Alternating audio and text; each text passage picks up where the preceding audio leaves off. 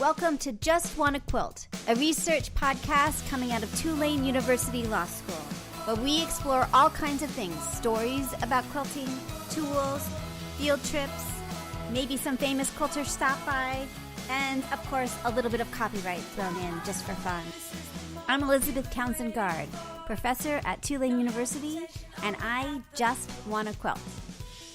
So this is our interview with Sherry Songhurst. She is part of the Peace Corps at the Quilt Festival and Quilt Market. She's going to tell us a little bit about that. And she talks to us about other things too, her quilting life, guilds, and an incident that recently happened that's interesting.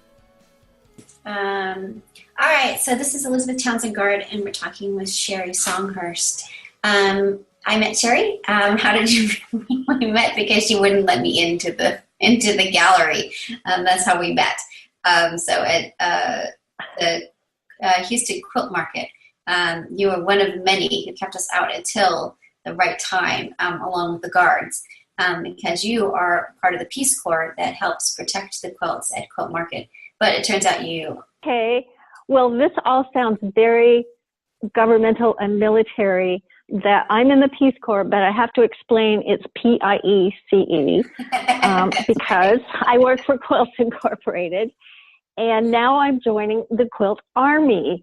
That's right. And I'm not sure you spell that any other way, but I think that it's a lot more gentle than it sounds.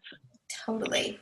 And yes, I was a door guard because there are limits to how many people can be on the floor at certain times. We have to be prepared. For visitors in the gallery area. We're very protective of the quilts that are hanging there. Yeah, what I thought was really interesting is that they have like the guards they've hired, but that's not good enough. They have the Peace Corps and They have others sort of making sure. So it isn't just, it's not left up to just people, just a regular security group, which I thought was really interesting. Right. And the regular security people have the radios, and if they need to summon someone, it's awesome to have them there. They're very professional, but we like to have our own staff because we know about quilts, and we can answer some questions and answer the whys and wherefores of what we're doing, and be friendly and chat with the visitors who come by so they don't feel like they've just encountered a police person. Does that make sense? It really changes the nature of the show. It's really friendly. And even the guards, I think, are more friendly because they're, it's kind of the way, they're just, everybody seems like in a good spirits and super nice. And I think it starts with the moment you're there. Every single person is sort of ready to go and be part of this amazing thing. So before we go on, and so before we get to talk more about the Peace Corps, but we often start with the question of, what was your first memory of sewing? So we're trying to understand your quilting life, and the Peace Corps is part of it, but it's not all of it. So why don't we step back for just a bit, and if you're cool with that, and start at the beginning. So do you have a memory? What's your first memory of someone sewing in your life? Oh, my mom sewed. My mom made all my clothes and my dancing costumes from when I was, I guess, 3. When they started sending me to dancing lessons. Not that it made a whole lot of difference, but it was a good exercise for a little kid. And my mom sewed on a treadle sewing machine, and I wasn't tall enough to reach the treadle, so I didn't sew by myself for years later. And actually, I learned to sew from my 4-H leader, Dolores Sims, who was my best friend's mother. And the first thing I made was an apron, of course, and a pot holder. And then we started making garments, and we modeled them. So this was when I was a teenager, and by the time I was in high school, I was making my own clothes. That's really interesting. I didn't start quilting until 1976. And by then I had 5 kids, and I wanted them each to have a quilt for the bicentennial. And I didn't know anything about quilting. I had no clue. So I just went out and bought a bunch of fabrics and cut them up into squares and sewed it back together. So And let me ask you a question about that. So in terms of the bicentennial, I hear this thing, the bicentennial, as this incredible moment for quilting. What made you decide that for the bicentennial you wanted to do quilts? I have no idea, Elizabeth, where I got this idea, or it just seemed like it came out of nowhere. I think that it was maybe the tradition of Betsy Ross, or I don't know. Something about the bicentennial said, make a quilt and make something significant. So really I embroidered each one of those quilts with a date and the kid's name on it. And that's what I did. And where did you find the pattern and the fabric? Do you remember any of that part of it? Where did I find what? The fabric and the pattern. Like, where did you start? Where did you go to decide to sort of think about making these quilts? How did you Well, I didn't know there was such a thing as a pattern. So I just cut up, I think they were 6-inch squares, 6 or 7-inch squares. They were pretty big squares. This was not complicated quilting. And I wanted it very patchworky, scrappy looking. And I did have kind of sort of color themes.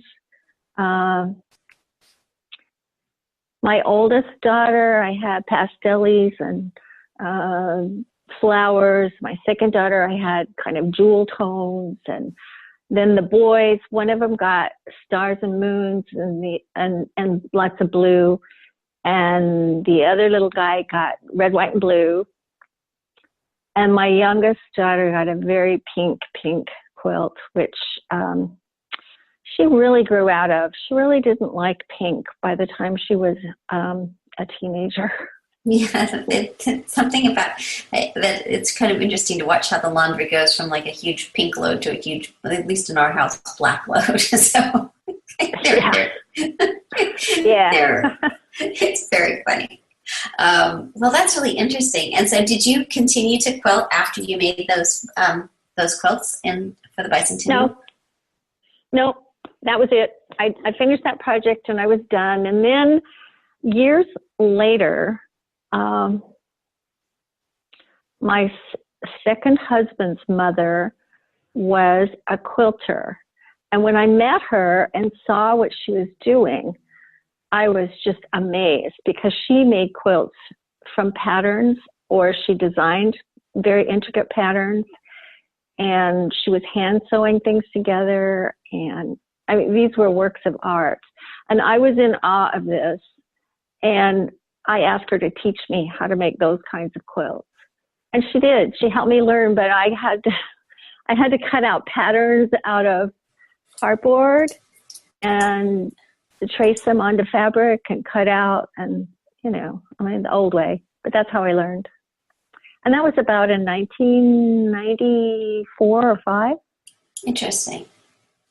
Really interesting. And so tell me more about your quilting life now. My quilting when? Now? Now. What is your quilting life like now? I'm not sure it's changed a lot, except that I've just made a lot more quilts. Well, I usually don't hand sew them together. I only did that for a while, and then I started using my machine to make the patchwork. I guess I make patchwork quilts. I haven't taken up applique except in a class or two. Yeah. And I most often hand quilt my quilts, so I don't get too many done. I have a lot more quilt tops than finished quilts right now. Interesting. And what is it about hand quilting that you like? It just feels like a real sense of accomplishment when I finish a quilt. Yeah. And it's got more of myself in it. Interesting. So I'm actually, as we're speaking, I'm sitting here hand quilting a quilt. That's very cool. You'll have to take a picture of it for us. How long does it take you? How long does it take? Does it matter how long it takes for hand quilting, or you just enjoy the quilting part? Do you feel like it just takes as long as it takes? I enjoy the process, and it takes as long as it takes. I like the process. I don't think my hand quilting is anything spectacular. I work for Quilts Incorporated, and the quilts we see come across our folding tables are amazing. Amazing. They're just right. mind-blowing. Like, I could never do anything like that. I wouldn't even attempt it. Yeah. And I had to come to kind of a reconciliation because, and this, I think I've heard other people say this, when they see the quilts at the special exhibits at the quilt show, they feel so overwhelmed. They feel like I did, like, well, why do I quilt? I can't do that. So I'm done. Yes. And then, exactly. So I had to come to grips with that because I love quilting and I love the fabrics and the color and the touch and the accomplishment of it. And I love to have these wonderful things to give away as gifts. So I feel like, okay, my quilts are not like that, but they're me and it's okay. Yeah, I mean, it is kind of interesting because you think, like, sort of, why are you doing this? Like, I think there is a kind of crisis of confidence when you see such incredible quilts and so many of them that you think, well, why am I even doing this? But that's not the point, right? The point isn't to be perfect. I mean, it could be, right? It could be like, oh, I want to be in a quilt show and that's why I'm doing it. But at least for me, that is not why I'm quilting. No. Yeah. It's really interesting. So how did you get involved with Quilt Inc.? And what do you do there? Well, like I said, I'm part of the Peace Corps. And I got involved because the woman in charge of special exhibits, Vicki Navarro, came to a Quilt Guild meeting that I was attending when I first moved to Houston. I'm kind of looking for some things to do because I was new in this great big town. And I happened into a Quilt Guild meeting, and she gave a talk on the show and asked if anybody would like to volunteer. So I volunteered and filled out a form, and then they called me a few weeks later, and I said, sure, I'll help with the show, and sure, I'd like to come to the office and help. So I started going to the office whenever they had work for me to do, which is, our work is very flexible. We have plenty of PCs, so everybody just turns in their availability, and Terry, the scheduler, just, puts together a schedule every week, and sometimes we work and sometimes we don't, and it's all good. Because we understand when we take this job that it's not a job to make a living at. A lot of us are retired, like myself. What did you do before you were? I'm a retired registered nurse. Very cool. I worked in labor and delivery in Denver, Colorado. Very cool. It's amazing. And so what do you do? The Peace Corps is year-round, right? It is year-round. It's very intense during the show, of course, and that's our big commitment. The rest of the year, the work ebbs and flows. We receive quilts as they come in. They have to be cataloged, inspected, documented, photographed.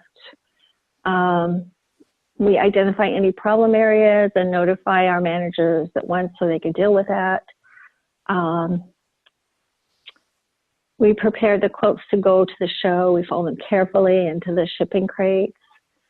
And then, of course, after the show, we get them back, we inspect them again, and prepare them to go home.